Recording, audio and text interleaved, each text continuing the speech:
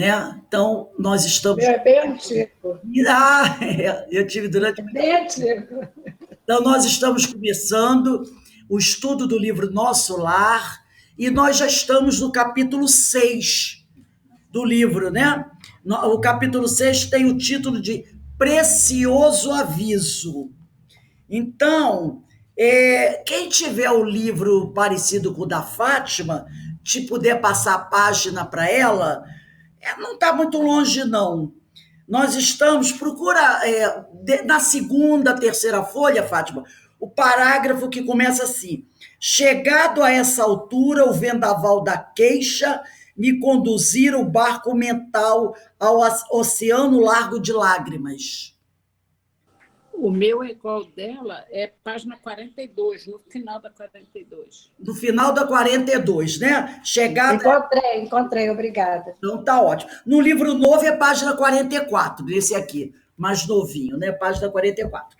Então vamos dar iniciar aqui. Eu vou lendo, Fátima, e depois eu vou apresentando alguns slides e a gente vai comentando.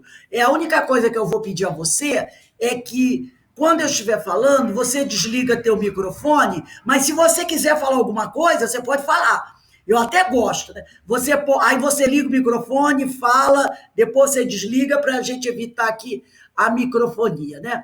Então vamos começar agora. Eu vou começar fazendo, primeiro agradecendo a Deus a oportunidade de todos estarmos aqui com saúde e pedir aos amigos espirituais, ao Mestre Jesus, que proteja todos nós, nossos familiares, nossos lares, nossas casas espíritas e os nossos irmãos que se encontram doentes, internados, alguns com problemas espirituais, problemas emocionais, alguns com problema da Covid, né? Internados, outros estão em casa, e os nossos irmãos desencarnados, assim como essas famílias que tanto necessitam de amparo. Então, pedimos a Deus, a Jesus, aos amigos espirituais, a proteção para todos nós. E que possamos aproveitar esses ensinos para melhorar cada vez mais, para crescer, para evoluir. Então, começando aqui a leitura desse trecho onde nós paramos, diz assim: chegado a essa altura, o vendaval da queixa me conduzira o barco mental ao oceano largo das lágrimas. Não vamos esquecer que, no texto anterior, André Luiz havia feito uma série de queixas, reclamações, por estar passando por aquela situação, né? E como nós vimos, isso, na realidade, não é um privilégio só de André Luiz, não. Todos nós temos esses costumes, às vezes, né? De ficar reclamando demais da vida, como se nós fôssemos vítimas de alguma coisa. Na realidade, nós temos que lembrar que tudo aquilo que nós passamos de dificuldade é uma consequência natural dos atos que nós praticamos. Nós fugimos do caminho do bem, decidimos, às vezes, penetrar pela porta larga, isso tudo tem consequências. Só que depois a gente reclama.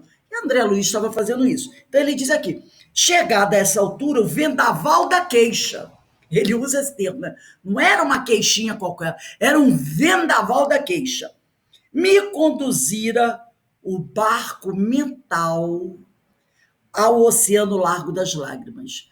Você começa a se queixar, a sua mente começa a se desequilibrar.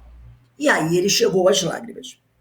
Clarencio, o bom Clarencio, contudo, levantou-se sereno e falou sem afetação: meu amigo, deseja você de fato a cura espiritual? É muito interessante ver os amigos espirituais aqui, porque o sujeito está arrancando os cabelos. E eles olham para nós, tipo assim, já vimos essa cena milhares de vezes, não é? Já vimos essa cena milhares de vezes. E eles ali tranquilo, como quem conhece essa história, porque já viu ela se repetir muitas vezes, falam sem afetação, sem desequilíbrio. Meu amigo, deseja você de fato a cura espiritual? Ao meu gesto afirmativo, Continuou. Aprenda, então, a não falar excessivamente de si mesmo. Gente, que lição, não é? Às vezes a gente, quando alguém pergunta, às vezes a gente tem que perguntar, como é que você está? Aí você diz, ih, caramba, eu perguntei. Porque aí o outro vai dizer.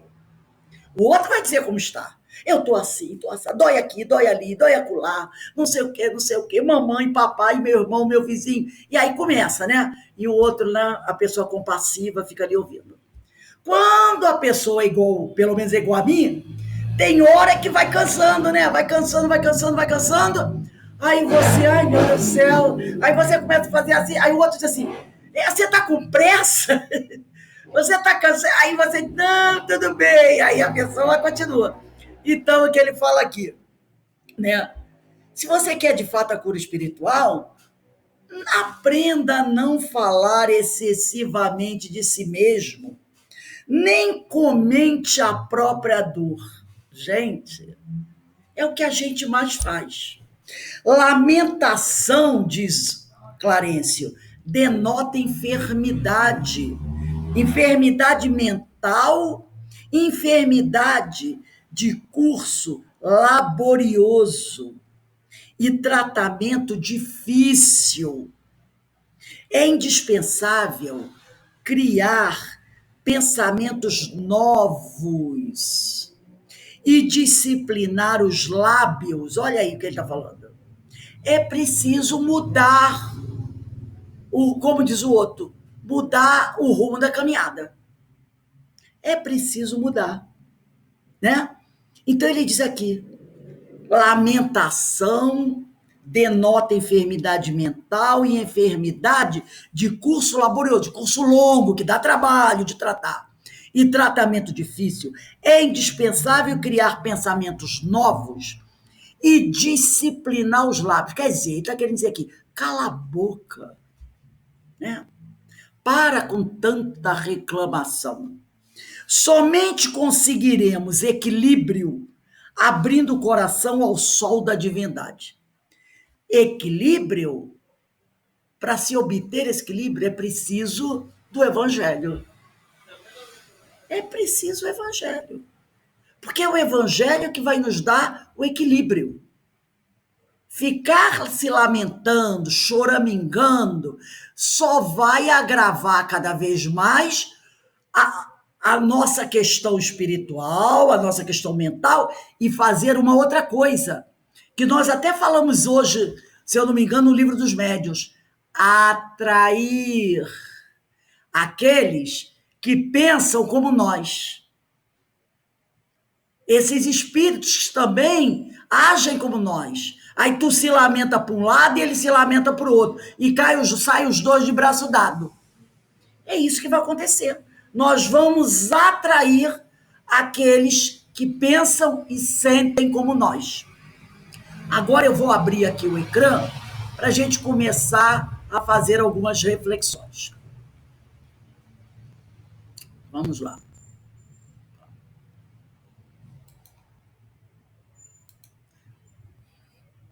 Então, nós estamos aí, o curso do livro Nosso Lar, Franciscano Chapéu André Luiz, capítulo 6, parte 3.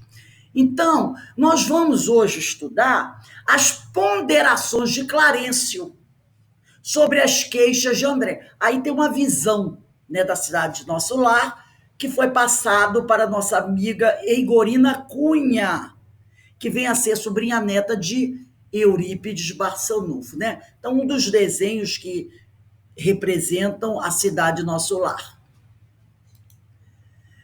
Nessa parte que nós lemos, né, nós fazemos aquela pergunta: como alguém pode livrar-se das tendências de falar demais de si mesmo e comentar a própria dor? Porque Clarencio falou aqui para ele: aprenda então a não falar excessivamente de si mesmo, né? Porque lamentação denota enfermidade de curso laborioso, tratamento difícil. Então é indispensável criar pensamentos novos, disciplinar os lábios, para que a gente possa ter equilíbrio, abrindo o coração ao sol da divindade. Mas como alguém pode se livrar das tendências de falar demais de si mesmo e comentar a própria dor. Coisa que a maioria de nós faz quase todo dia. É indispensável, para poder modificar esse padrão de conduta, criar pensamentos novos, disciplinar os lábios, como diz Clarencio. Devemos vigiar e nos esforçar para mudarmos as vibrações de nossos próprios pensamentos. Fazer esse exercício de mudar a forma de pensar, né? Então, é preciso agir assim. Se nós não buscarmos mudar as nossas vibrações, os nossos próprios pensamentos, a coisa fica difícil. Eu me lembro, há muitos anos atrás, isso já tem uns 20 anos, que eu estava numa situação dessa. Meu Deus, ó vida, ó azar, ó isso, ó aquilo, né? Aquele ritual normal da reclamação. E aquilo já estava, assim, uns 2 meses que eu estava passando por essa situação. Até que um dia me cai a ficha. E aí eu começo a pensar assim, meu Deus, eu não sou assim. Esse jeito de ser já está até me cansando. Nem eu estou me aguentando mais. Aí eu comecei a perceber que eu precisava mudar o meu pensamento. Que eu estava ficando uma pessoa muito chata, cansativa, sempre repetindo as mesmas coisas. Mas a coisa já era tanta que eu mesma já estava ficando incomodada com o meu modo de ser. Para vocês verem a que ponto a coisa chegou. Eu já estava me incomodando. Eu acabava de repetir aquele rosário de reclamações e depois eu mesmo me sentia mal. E aquilo foi ficando tão ostensivo que eu comecei a me sentir incomodado. Então eu percebi que eu precisava começar a mudar as vibrações do meu próprio pensamento. E quando eu comecei a fazer isso, e para mim, não quer dizer que a receita seja para todos, eu comecei o quê? A mergulhar no Evangelho. Eu li o Evangelho todo dia, eu assistia só palestra, pegava no YouTube, e era palestra de Evangelho, livros sobre Evangelho, estudando. E de tanto eu mergulhar no Evangelho, eu comecei a mudar as vibrações dos meus pensamentos e sair daquela situação que já estava complicada e preocupante. Então, cada um tem que buscar a sua forma de resolver o problema. Mas o principal é, precisamos mudar as vibrações de nossos pensamentos. Porque não só nos sentimos mal com essas situações, mas lembrando que já falamos antes, nós atraímos novos amigos que pensam como nós e que podem ser tão depressivos quanto nós estamos depressivos. E aí é desastre à vista, né? Então vamos continuar aqui o texto de André Luiz. Classificar, quer dizer, identificar o esforço necessário de imposição esmagadora, enxergar padecimentos onde a luta é edificante.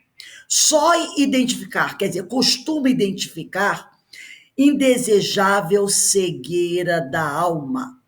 Quanto mais utilize o verbo por dilatar considerações dolorosas, quer dizer, quanto mais você reclame, do círculo da personalidade, mais duros se tornarão os laços que o prendem a lembranças mesquinhas, né? Então, quanto mais nós ficarmos reclamando,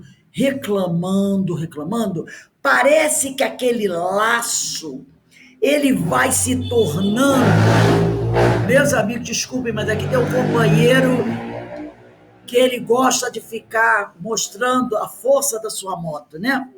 Então, quanto mais a gente ficar repetindo essa conduta, esse modo de proceder, falando mal da vida, das situações que está vivendo, parece que a coisa vai ficando mais, vamos dizer, pujante, né? Então, é preciso enxergar padecimentos onde a luta é edificante. Entender que aquela dor que a gente está passando, que essa situação difícil que a gente está passando, não é castigo, não é sofrimento, é oportunidade de aprendizado. São experiências que nós estamos vivendo. Costuma, né? Quando a gente não consegue ter essa percepção de que tudo isso é necessário para que a gente cresça, isso costuma mostrar que, como diz Clarencio aqui, que nós somos portadores da cegueira da alma, né?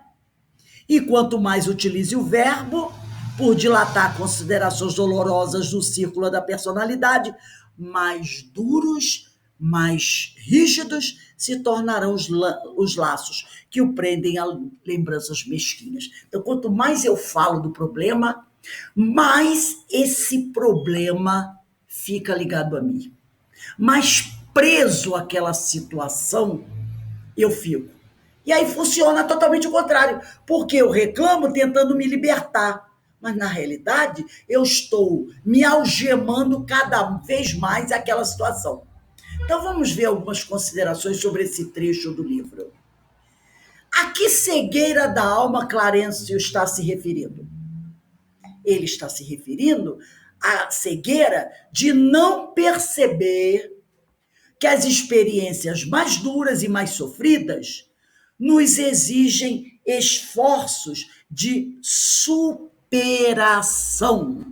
que nos edificam e nos tornam mais fortes intimamente. Né? É isso que a gente não consegue enxergar. Que essas experiências, na realidade, elas estão ocorrendo para nos exigir esse esforço de superação, que vai nos levar a crescer, a nos tornarmos mais fortes, intimamente, espiritualmente, e não para nos castigar, tá? A cegueira da alma consiste em não enxergarmos e não compreendermos que quando não crescemos por vontade e esforço próprio, a vida nos impõe desafios para que, diante das dificuldades, possamos despertar e desenvolver nossos potenciais de superação. É aquele detalhe, se não vai pelo amor, vai pela dor, né?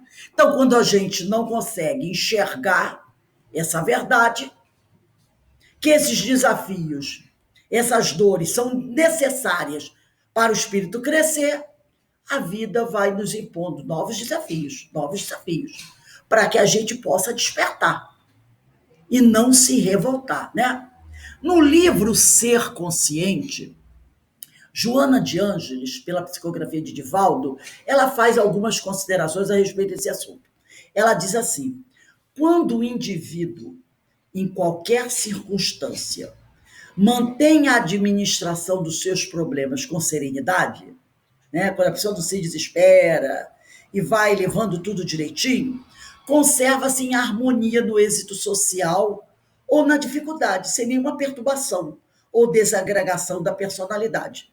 Então, a pessoa está encarando, né, com serenidade, com calma os desafios, caminhando, resolvendo, superando. Fica tudo muito bem. Ele não se desequilibra, ele não desagrega a personalidade dele, ele tem a tal da saúde mental. A queixa, como ferrugem, na engrenagem do psiquismo, é cruel verdugo de quem a cultiva. Então, como nós vimos antes, o que enfrenta as coisas com serenidade tem uma saúde psicológica. Mas aquele que se queixa, que reclama, essa queixa é como um ferrugem na engrenagem do psiquismo. E todo mundo sabe que ferrugem não é uma coisa boa. O ferrugem corrói, não é? Então, ela é cruel verdugo de quem a cultiva. Substituí-la pela compreensão, substituir essa queixa pela compreensão perante os fenômenos da vida, constitui mecanismo valioso de saúde psicológica. Então, nós temos que trocar essa queixa pela compreensão, para que a gente possa ter a tão e necessária saúde psicológica, né? Continuando, Joana, diante de quaisquer injunções, quer dizer, imposições perturbadoras, quer dizer, dificuldades perturbadoras, o enfrentamento tranquilo com as ocorrências deve ser a primeira atitude a ser tomada. Qual se buscasse o indivíduo o discernimento, deixando-se conduzir pela razão lúcida e descobrisse a real finalidade de todos os fatos existenciais. Então, não adianta, frente à dificuldade, entrar em desespero, entrar em revolta, fazer coisas extremas, porque qualquer decisão tomada em meio à turbulência ou em meio a grandes alegrias, normalmente pode não ser a melhor atitude, né? Porque quando alguém toma uma decisão, está num momento maravilhoso, de tudo dando certo, está numa maior empolgação, aí toma uma decisão levada pela empolgação, normalmente vai ser uma decisão equivocada. Ou então, entra naquele desespero terrível e aí decide fazer algo para fugir daquela situação difícil. Com certeza também vai ser um grande equívoco. Então, o equilíbrio, enfrentar com tranquilidade as coisas, compreendendo que Deus não dá uma cruz pesada a ninguém, que Ele não possa carregar. Tudo está certo, acontecendo no momento certo. Se nós pensarmos assim, e que não estamos sozinhos, que o Senhor sempre enviará alguém para nos auxiliar, mas também não podemos esquecer que temos que fazer a nossa parte, tudo vai dar certo. E nós vamos tirar daquela situação a lição que precisamos para crescer, para progredir, né? Então vamos voltar aqui à lição do livro, o texto do livro. Ele diz aqui: o mesmo pai, é Clarencio falando, né? Onde nós paramos. O mesmo pai que vela por sua pessoa, oferecendo-lhe teto generoso nesta casa, onde ele se encontra, né, lá na colônia, atenderá aos seus parentes terrestres. Porque ele está preocupado com a família. Ele diz, não se preocupe com a família. O mesmo pai que está ajudando você aqui, vai ajudar a sua família que está lá na terra. Devemos ter nosso agrupamento familiar como sagrada construção, mas sem esquecer que nossas famílias são seções da família universal. Nossa família não é um grupo separado que tem que ficar preso a nós. Nossa família faz parte dessa família universal. Sob a direção divina, estaremos a seu lado. Nós, né, a equipe aqui espiritual estará a seu lado para resolver dificuldades presentes e estruturar projetos de futuro. Mas não dispomos do tempo para voltar às zonas estéreis, zonas improdutivas de lamentação. Então ele diz aqui, nós estaremos aqui para ajudar você, para ajudar sua família nesse momento presente, para ajudar você e sua família nos projetos futuros, mas não temos tempo para ficar parado, sentado à beira da estrada, chorando as pitangas por coisas que já aconteceram no passado, sem caminhar, né? Congelado no tempo, ó dor, ó vida, ó azar. Não temos tempo, é o que o Clarencio está falando para isso, não temos tempo para isso. Além disso, continua Clarencio, temos nesta colônia o compromisso de aceitar o trabalho mais áspero como bênção de realização, considerando que a providência desborda amor, quer dizer, derrama amor, enquanto nós vivemos onerados, carregados de dívidas. Se deseja permanecer nesta casa de assistência, aprenda a pensar com justeza.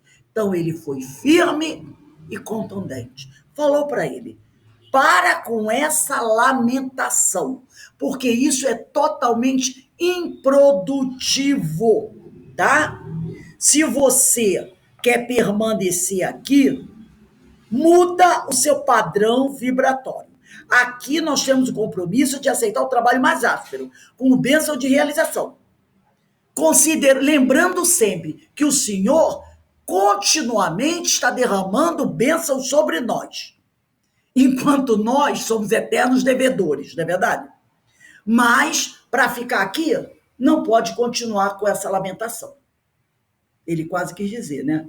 Se você não se encaixar, a porta da rua é serventia de casa, né? Mais ou menos isso. É preciso, para ficar aqui, é preciso mudar. Então, tá aqui, ó. Se deseja permanecer nessa casa de assistência, aprenda a pensar com justeza. Não vai dar para continuar nessa situação que você se encontra, né? Então, vamos ver aqui o que a gente pode conversar sobre isso. Aquele desencarnado que continua preocupado com a sua família deixada na Terra, é uma pergunta, né? Porque o desencarnado, ele tinha uma família aqui, ele desencarna e vai para o plano espiritual. Será que ele fica ainda preocupado com o que a família dele aqui está pensando, fazendo? Da mesma maneira que muitas vezes nós ficamos preocupados com aquele ente querido que desencarnou. Onde será que papai está? O que será que vovó está fazendo? Não é verdade? A gente não fica, não tem essa preocupação? Tem muita gente que vai buscar, eu queria uma psicografia da minha mãe, eu queria conversar com vovó, eu queria falar com o papai. Da mesma maneira que a gente fica preocupado com os que estão no pátio espiritual, será que eles também ficam preocupados com a família que está aqui na Terra? Então, o que nós temos como resposta é a seguinte: não compreende os mecanismos do amor, justiça e misericórdia divina? Né? Tudo isso são coisas, é da lei. Essa preocupação faz parte dos mecanismos de amor, justiça e misericórdia divina. Claro, se você amou alguém e temporariamente, às vezes a pessoa não sabe que é temporário, né? Pensa que é para o resto. Meu marido morreu, nunca mais estaremos juntos. Às vezes a pessoa acha que é nunca mais. É temporário. Isso compreende os mecanismos de amor, justiça e misericórdia divina. Esse carinho, essa saudade faz parte. Ele sofre também, não só ele, todos nós sofremos por aquele que partiu. Partiu não, vamos mudar a palavra. Ele não partiu, ele voltou para casa, né? Ele retornou para casa. São certas palavras que a gente também tem que mudar, né? Ele retornou à casa paterna, o seu verdadeiro lar. Nós não sabemos disso. E nem eles, muitos deles, sabem disso. Como André Luiz nem sabia. Então, nós sofremos pela falta de confiança no Criador, cujas leis soberanas e harmoniosas regem todos os seres do universo e toda a sua criação. Se a gente tivesse mais conhecimento nas leis, e a nossa fé fosse o tamanho da fé de um grão de mostarda, como disse Jesus, se tiveres a fé do tamanho de um grão de mostarda, nós não teríamos esse tipo de sofrimento. Da mesma maneira, nós provamos, como André está provando, a falta de fé. Os encarnados, né, nós que estamos aqui, que se desesperam no mar de incerteza sobre o destino de seus entes queridos que partem para a pátria espiritual. Então, essa falta de fé não é só de André Luiz, dos desencarnados, em relação à família, os amigos que deixaram aqui. É nossa também, porque nós ainda temos dificuldade de compreender, primeiro, que nós não somos daqui, que a Terra não é a verdadeira casa, que nós não somos corpos de carne, nós somos espíritos imortais, que espírito não gera espírito, gera corpos para os espíritos reencarnarem aqui, que nunca estamos desamparados e que a nossa verdadeira casa não é aqui. Isto aqui, o planeta Terra, ou qualquer lugar onde encarnarmos, é uma escola, é uma oficina de trabalho e, principalmente para nós, do nosso grau evolutivo, um grande hospital. E que essa separação é temporária. Se a gente tivesse essa fé, essa certeza, não haveria esse sofrimento. E a gente sofre estando encarnado, quando um ente querido retorna para a sua verdadeira casa, seu verdadeiro lar. E sofrem os espíritos que desencarnaram, quando se veem afastados dos entes queridos que estão aqui. Então, conclui-se o quê? Que nós ainda temos uma grande falta de fé. E é essa falta de fé que nos faz sofrer. No momento que conquistarmos essa fé verdadeiramente, como disse Jesus, que ela seja do tamanho de um grão de mostarda, que é uma das sementes menores que existem, tudo isso acaba. Toda essa dor, todo esse sofrimento desaparece. Porque perceberemos que tudo está certo. Mas nós precisamos trabalhar um pouco mais a nossa fé, não é verdade?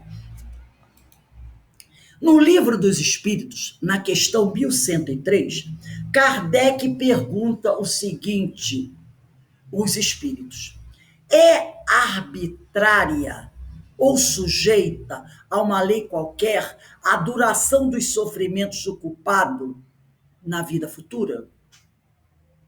E os espíritos respondem: Deus nunca obra caprichosamente. Aquele tipo assim, vou fazer porque eu quero, porque eu estou com vontade de. Não fui com a cara daquele sujeito, eu quero castigá-lo.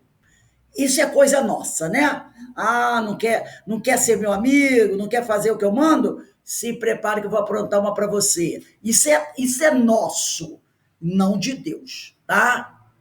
Então ele pergunta: é arbitrária ou sujeita a uma lei qualquer a duração do sofrimento do culpado da vida futuro?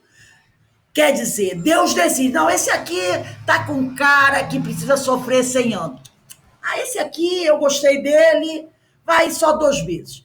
Não tem nada de arbitrária. É tudo certo, no tempo certo, da forma certa. Então, Deus nunca obra caprichosamente. E tudo no universo se rege por leis perfeitas, em que a sua sabedoria, a sabedoria de Deus e a sua bondade se revelam. Também ainda no Livro dos Espíritos, na questão 936, o codificador pergunta: como é que as dores inconsoláveis dos que sobrevivem, dos que ficam na Terra, se refletem nos espíritos desencarnados? Aquelas dores desesperadas do encarnado que vê retornar para a pátria espiritual um ente querido. Será que essa dor, essa revolta, oh, meu Deus, por que fez isso comigo? Por que meu filho não está aqui comigo? Oh, meu Deus, aquele bandido está aí cheio de saúde e meu ente querido, tão bonitinho, tão maravilhoso, morreu. Será que esse desespero afeta aquele que está desencarnado, que é objeto do nosso desespero? E os espíritos dizem: o espírito é sensível à lembrança e aos lamentos daqueles a quem amou na terra. Simplesmente ele sente sim, ele é afetado sim, mas uma dor incessante e sem propósito, quer dizer, a tal da revolta, o toca profundamente. Porque nessa dor excessiva, desesperada, ele vê falta de fé no futuro e de confiança em Deus. E, por consequência, um obstáculo ao adiantamento dos que o choram e talvez a sua reunião com eles.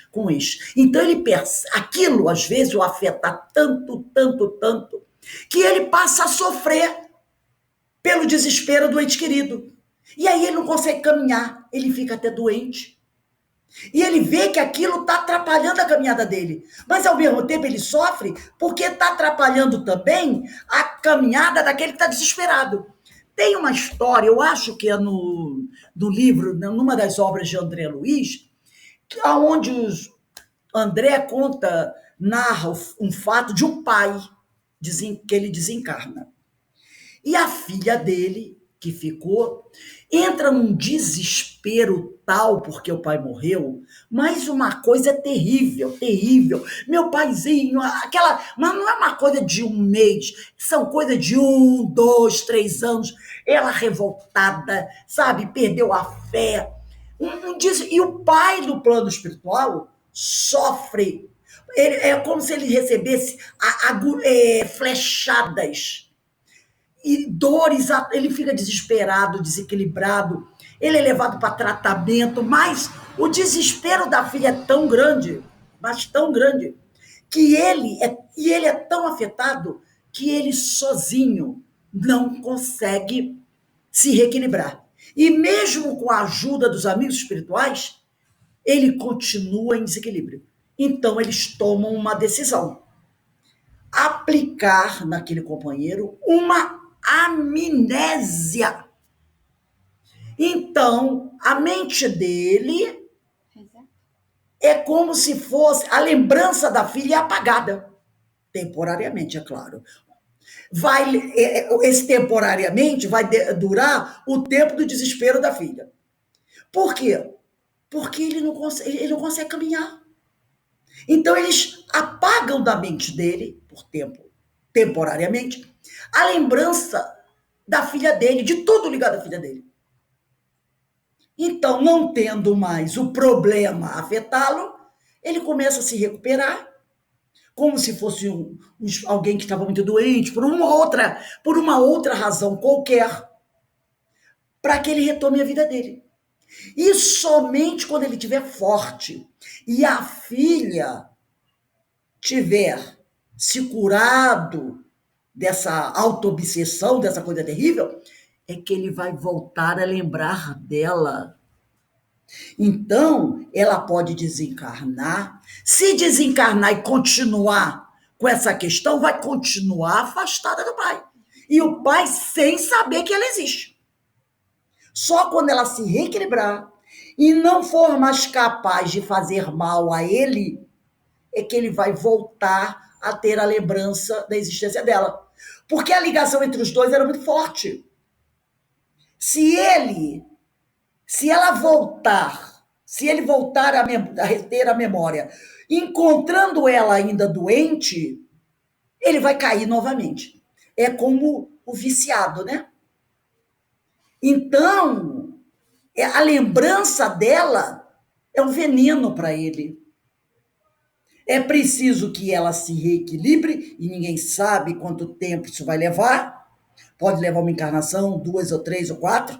Somente quando ela se reequilibrar e não puder mais ser prejudicial ao pai, é que ele vai voltar a ter a lembrança dela. E quando isso acontecer, ele já estará mais forte. Então veja a que ponto a espiritualidade tem que agir, de que forma tem que agir, para tratar das nossas inconsequências, das nossas faltas de fé, da nossa falta de fé, da nossa fraqueza, da nossa falta de evangelho no coração.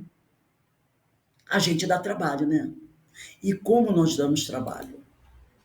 Então, o que significa essa afirmação de Clarencio? Que nossas famílias são seções da família universal sob a direção divina. Nossa família terrena é sagrada para os propósitos a que se destina. Todo grupo familiar tem um propósito. Quando um grupo se reúne na Terra, como família, tem um propósito, tem um objetivo.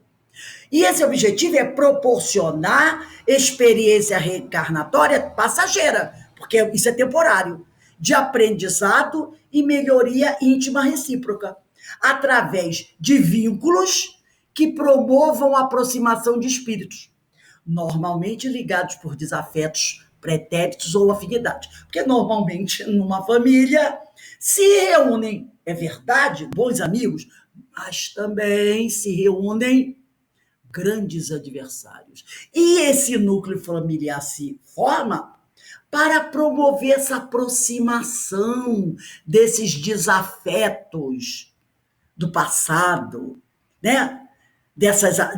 Essas afinidades desafetos de afinidade. Então, é para essa reorganização. No entanto, todos nós, espíritos encarnados ou desencarnados, devemos ter consciência que fazemos parte da grande família universal. Nós não fazemos parte apenas dessa família nuclear onde estamos inseridos. Nós fazemos parte da família dos espíritos que compõem todo o universo. Os espíritos estão lá no planeta XYZ, bem do outro lado do universo, bem longe da nossa galáxia, também são nossos parentes, vamos dizer. Também somos nossos irmãos, fazem parte da nossa família universal. Sujeitos, todos nós, igualmente, às leis do Criador. É a direção divina. O Criador está na direção de tudo, de todos os espíritos. Todos os espíritos estão submetidos às leis do Senhor. Não importa em que parte do universo nós estejamos. Então, vamos continuar aqui, né? Lá no Evangelho segundo o Espiritismo, no capítulo 11, item 9, olha como esse assunto é importante e nós vamos encontrar em várias obras. E no Evangelho, no capítulo 11, item 9, diz assim: para praticarem a lei do amor, tal como Deus o entende, não como nós entendemos. Porque cada um de nós poderá dar uma definição da lei de amor. E vai ser, com certeza, bem diferente da como Deus a entende, né? Então, para praticarem a lei de amor, tal como Deus entende, se faz preciso que cheguem passo a passo. Repare, não vai ser de um pulo, vai ser paulatinamente. A amar a todos os irmãos sem diferença, tá? Não é amar mais quem está dentro da minha casa e um pouquinho menos quem está na casa do vizinho. A tarefa é longa e difícil, mas será cumprida. Ninguém vai deixar de fazer isso. Não importa o tempo que vai levar, mas todos vamos cumprir com essa lei. Deus o quer. E a lei de amor constitui o primeiro e o mais importante preceito da vossa nova doutrina, porque é ela que um dia matará o egoísmo. Qualquer que seja a forma sob que se apresente esse egoísmo, dado que, além do egoísmo pessoal, há também o egoísmo de família, de categoria, de nacionalidade. Então, nós temos aí vários tipos de egoísmo, né? Infelizmente. Mas será essa lei de amor que vai matar todos esses matizes de egoísmo. Está lá no Evangelho. Isso vai acontecer um dia, porque Deus o quer. E tudo que Deus quer se cumpre, mesmo que a gente não seja muito simpático à vontade do Senhor, mas Ele é o Senhor, o Criador. Disse Jesus: amem o próximo como a si mesmo. Ora, qual o limite com relação ao próximo? Será a família? Aceita a nação? Não, é a humanidade inteira. Com isso, não tem o que questionar. O limite dessa relação ao próximo é amar a humanidade inteira da mesma forma. Também ainda no Evangelho, no capítulo 4, item 18, os espíritos dizem assim: no espaço, os espíritos formam grupos ou famílias entrelaçados pela afeição. Também tem famílias, grupos familiares do plano espiritual. E eles se formam, se entrelaçam, se unem pela afeição, pela simpatia e pela semelhança das inclinações, dos gostos, né? Felizes por se encontrarem juntos, esses espíritos se buscam uns aos outros. A encarnação apenas momentaneamente os separa. Um vai encarnar agora, o outro vai ficar aqui. Então, temporariamente, a gente vai ficar afastado. Mas daqui a pouco a gente está junto tudo novamente, né? Pois ao regressarem à erraticidade, novamente se reúnem como amigos que voltam de uma viagem. Então, vai viajar, vou ficar afastado da família, mas daqui a pouco eu estou de volta, a gente volta a se reunir, a festejar todo mundo junto novamente, né? Muitas vezes, até uns seguem a outros na encarnação, vindo aqui reunir-se numa mesma família. Às vezes os amigos reencarnam tudo junto, em bando, ou no mesmo círculo, numa mesma família, a fim de trabalharem juntos pelo seu mútuo adiantamento. Então, às vezes, vem aquele grupo amigo, se instala numa família, ou então a gente encontra na casa espírita, como um vizinho, como um amigo de trabalho, e você percebe que aquela pessoa é mais do que um amigo, é alguém muito querido, seu íntimo. Quem é? É, às vezes, um grande, querido, parente, amor, que reencarnou junto com a gente. E a gente se reúne. Estamos em famílias diferentes, mas o coração se reconhece, não é mesmo? Por que Clarencio, então, diz a André, que nos círculos carnais a convenção e a garantia monetária, aqui, e os trabalhos e as aquisições definitivas do espírito imortal? Vamos voltar aqui ao livro, né? Voltando aqui no livro, ele diz assim, deixa eu achar, aqui, nesse inteirinho, porque ele deu aquele, chega para lá no André, né? Se você continuar aí dessa situação, a coisa vai ficar complicada. Não vai dar para permanecer assim, você tem que mudar. E aí ele diz aqui, nesse inteirinho, secara-me o pranto, e chamada a brios, quer dizer, chamada a atenção pelo generoso instrutor, assumi diversa atitude, embora envergonhado da minha fraqueza. Ele percebeu que ele estava errado, né? Não disputava você na carne, prosseguiu Clarencio, bondoso, as vantagens naturais decorrentes das boas situações? Não estimava a obtenção de recursos lícitos, ansioso de estender benefícios aos entes amados? Você não trabalhava para ganhar bastante dinheiro, para dar o conforto à sua família? Não se interessava pelas remunerações justas, pelas expressões de conforto, com possibilidades de atender a família? Aqui o programa não é diferente. Apenas diverge os detalhes. Nos círculos carnais, a convenção e a garantia monetária. Aqui o trabalho e as aquisições definitivas do espírito imortal. Então você, quando estava encarnado, diz Clarencio para ele, você lutava, trabalhava para conseguir uma melhor posição na vida, para conseguir dinheiro, para deixar sua família morando numa boa casa, tendo o que comer e vestir muito bem, para ter todo conforto. Você lutava para fazer conquistas para dar à sua família conforto. Aqui a gente também trabalha. Aqui também a gente luta. Só que os objetivos são diferentes. Aí, na Terra, você lutava buscando o conforto material. Mas tudo que você buscou conquistar na Terra em relação ao conforto material é da Terra. Você desencarnou, não pode levar com você, não pode trazer com você. Porque o que você conquista na Terra é da Terra. Mas aqui é o que ele diz, né? Aqui, no plano espiritual, o trabalho e as aquisições definitivas do espírito imortal. Aqui o nosso trabalho é para buscar, conquistar virtudes. É isso que ele quer dizer. Clarencio diz a André que nos círculos carnais a convenção e a garantia monetária. Então, lá na Terra, a gente busca convenção. É se relacionar bem com o pessoal do nosso nível social e buscar a segurança financeira.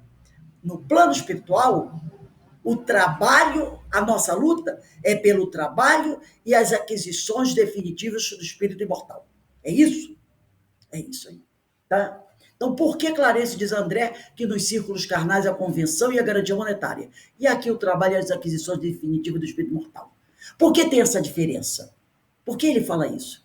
André Luiz, na vida terrena, trabalhara conforme o costume da sociedade. Né? A nossa convenção. Todo mundo tem que trabalhar para poder se sustentar, ter sua casa, aquela coisa toda. Visando a estabilidade financeira, a garantia monetária. Não é assim que muitas vezes a pessoa diz para o seu filho?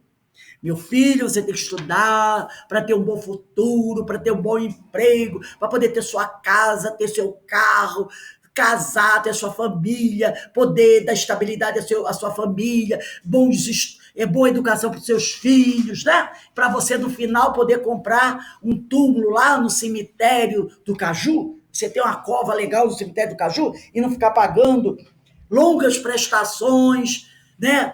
Por um enterro que você não planejou.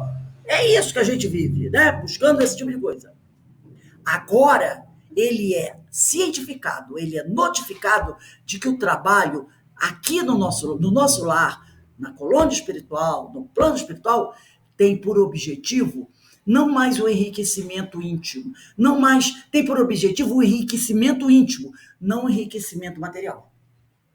Que o nosso objetivo é as aquisições definitivas do espírito mortal. Mas nós podemos verificar uma coisa.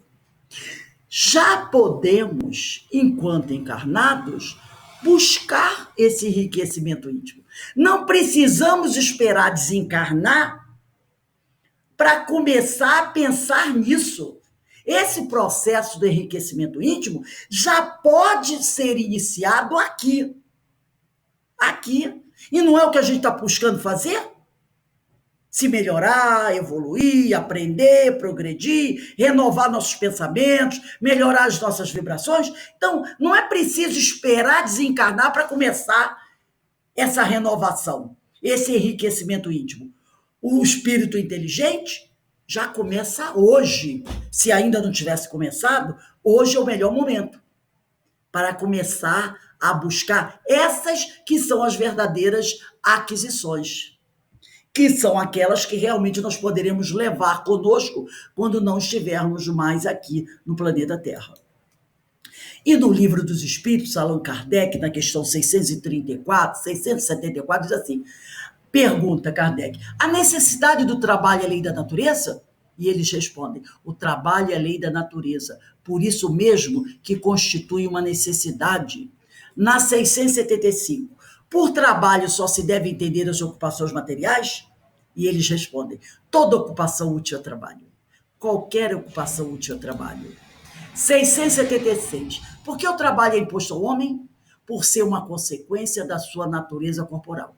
Então o homem, enquanto aqui na Terra, ele precisa trabalhar. É expiação e ao mesmo tempo meio de aperfeiçoamento da sua inteligência. Sem o trabalho, o homem permaneceria sempre na infância quanto à inteligência, porque eu desenvolvo a minha inteligência conforme eu vou trabalhando. Por isso é que seu alimento, sua segurança, seu bem-estar dependem do seu trabalho e da sua atividade.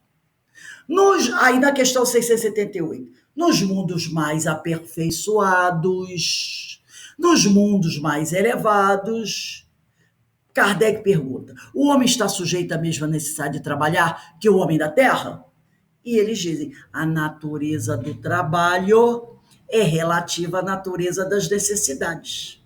Um mundo mais elevado, mais purificado, não tem as mesmas necessidades que a Terra. Então, quanto menos as necessidades são materiais, menos material é o trabalho. Mas não deduzam daí que o homem se conserve inativo e inútil. A desocupação seria um suplício, em vez de ser um benefício. Então, o trabalho é proporcional ao grau evolutivo, mas todos trabalham. E trabalho, o que é esse trabalho, né? Por que do trabalho?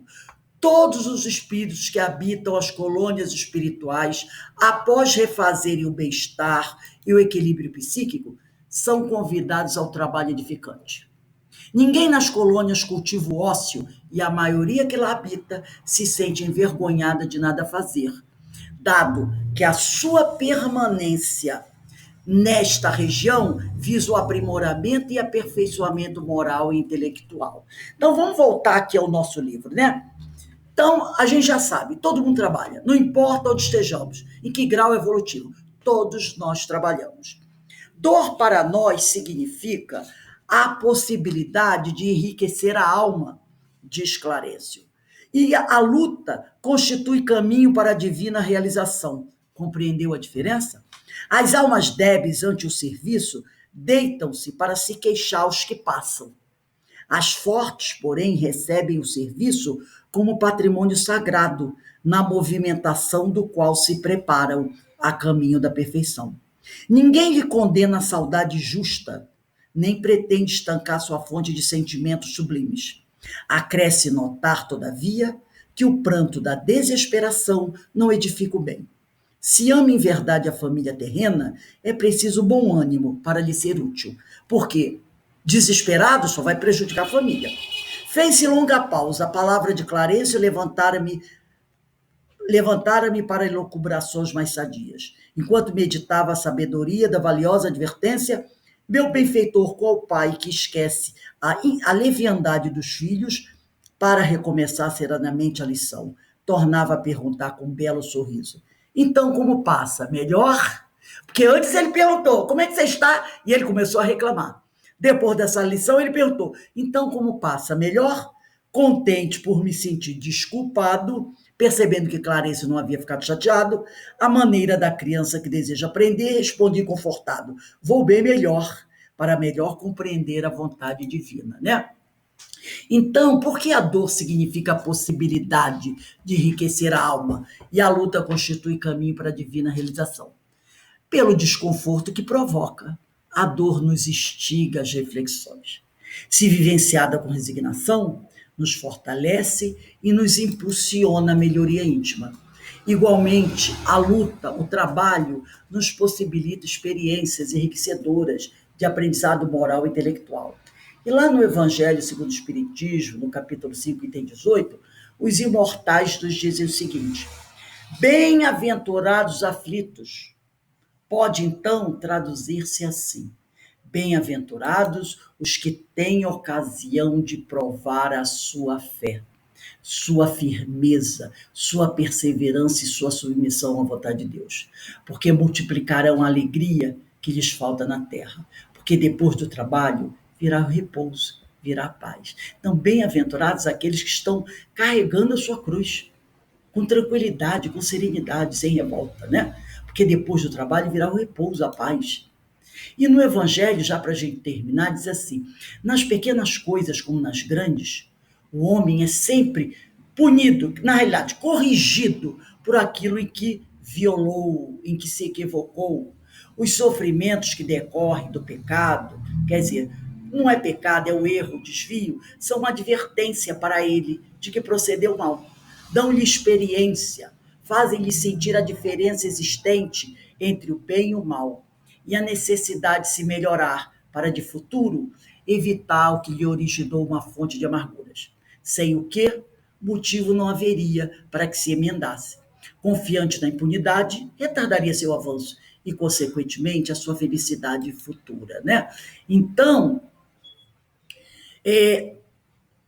quando ele fala, né, para André que é preciso ter bom ânimo, ele quer dizer que todo o equilíbrio gerado pela restauração da coragem, que é o bom ânimo do espírito, lhe fornece meios mais eficazes para auxiliar todos os entes queridos em suas necessidades. Quanto mais você se equilibrar e ter bom ânimo, melhor você poderá ajudar aqueles que você ama e que precisam de você. A desarmonia dos pensamentos é, antes de tudo, fonte de influência prejudicial àqueles a quem se pretende ajudar. Que lição importante podemos tirar das palavras de Clarencio André? Que devemos vigiar os pensamentos para transformar toda e qualquer lamentação pessoal em trabalho edificante, confiantes na justiça e no amor divino. É isso que Clarencio quis dizer para André. É isso. Pare de se lamentar, vigie os seus pensamentos. Procure transformar essas lamentações em trabalho edificante, confiante na justiça e no amor divino. Assim você poderá não só se ajudar, mas ajudar a todos que você ama e que ficaram aí na terra, né? Então, que a gente possa, eu sei que hoje foi meio comprido, né? Mas que a gente possa carregar essa lição de Clarencio para André Luiz. Muitas vezes nós reclamamos demais das dificuldades da vida, das doenças. Porque meu filho, minha filha, o vizinho, o presidente da casa espírita, o colega que trabalha comigo. E a gente vai reclamando. E ele diz: tenha bom ânimo, muda teu padrão mental. Isso é vício. Reclamação em demasia é vício. Isso desequilibra a tua mente e desequilibra toda a tua estrutura. Mas não só a sua. Afeta também aqueles que você ama, sejam encarnados ou desencarnados. Porque se tiver uma pessoa dentro da sua casa que viva se lamentando, toda a família é afetada, ou não é? Toda a família é afetada. Então, da mesma maneira que o encarnado afeta o desencarnado e o desencarnado afeta o encarnado, encarnado também afeta encarnado. Porque dizem os amigos espirituais que a pior obsessão que existe é a obsessão de encarnado para desencarnado e de encarnado para encarnado. Então ele fala para ele, abandona essa lamentação, transforma isso em coisa boa, porque se você quer ajudar alguém, se ajudar a família, do jeito que você está, não vai conseguir. Levanta o ânimo, muda o padrão vibratório, fortalece a tua fé, que tudo vai se transformar. É uma lição para André, é uma lição para todos nós, né? E a gente vê que o Pentateuco, o Evangelho, né, o Livro dos Espíritos está cheio de informações dos Espíritos para nós, para que a gente mude a nossa forma de ser. Alguém gostaria de comentar alguma coisa? Fátima, Carmen, Denise? Estamos aí abertos, temos aí uns 5 minutinhos, se alguém quiser fazer algum comentário.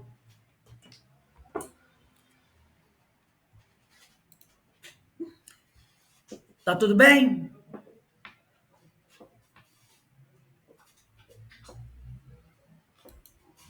Então, tá legal. Então, vamos, então, refletir bastante sobre essas palavras do Evangelho. Gente, eu quero aqui relembrar também, reapresentar a nossa amiga Fátima Viana, companheira do Bezerra de Menezes. Espero que a Fátima tenha gostado de participar desse momento aqui conosco, tá?